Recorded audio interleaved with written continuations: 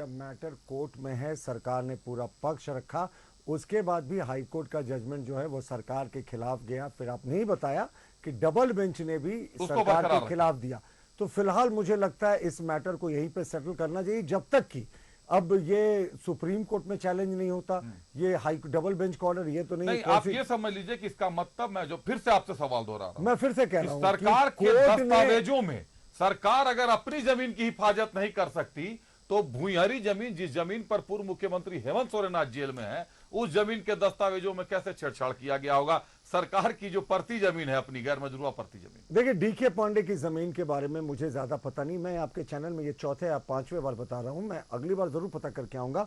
लेकिन हेमंत सोरेन की जमीन के बारे में तो सब जानते हैं साहब। ईडी का जो रिमांड पिटीशन है वो सारा मेरे टैब में, आप जब बोलेंगे मैं दिखा दूंगा किस तरीके से 4 लोगों की गिरोह ने कागजात तैयार करके रखे थे।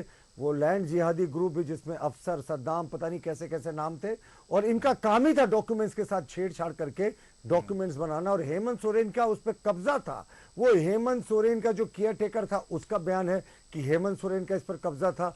अभिषेक पिंटू जी का भी बयान है कि अभी वहां पे वो हेमंत सोरेन की ने उसका पता लगाने कहा था जमीन को। और अभिषेक पिंटू जी का एक और बयान था कि हेमंत सोरेन ने उनको एक और जमीन के बारे में सत्यापन करने कहा था। तो ये जो दलालों का नेक्सस है, आप ये देखें, उसके थ्रू यह काम हो रहा है। और ये सीओ जो तत्कालीन सीओ थे, उनका भी एडमिशन है ईडी के सामने, जो 164 के बराबर होता है, कि वो हेमंत सोरेन का कब्जा वाला जमीन था। तो अब डीके पांडे के बारे में जिस दिन विस्तृत चर्चा करेंगे, मैं हाईकोर्ट का जजमेंट की कोशिश करूंगा, मैं लेकर आऊं, लेकिन एक ब्रेक का